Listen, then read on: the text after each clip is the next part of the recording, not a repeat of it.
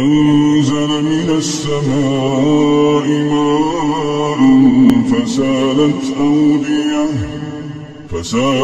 أودية بقدرها فاحتمل السيل زبدا رابيا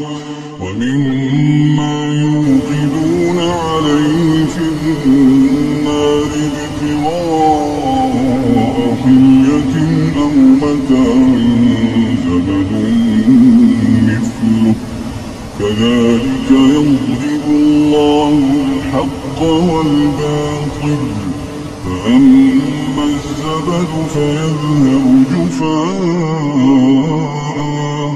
وأما ما ينفع الناس فيمكث في الأرض كذلك يضرب الله الأمثال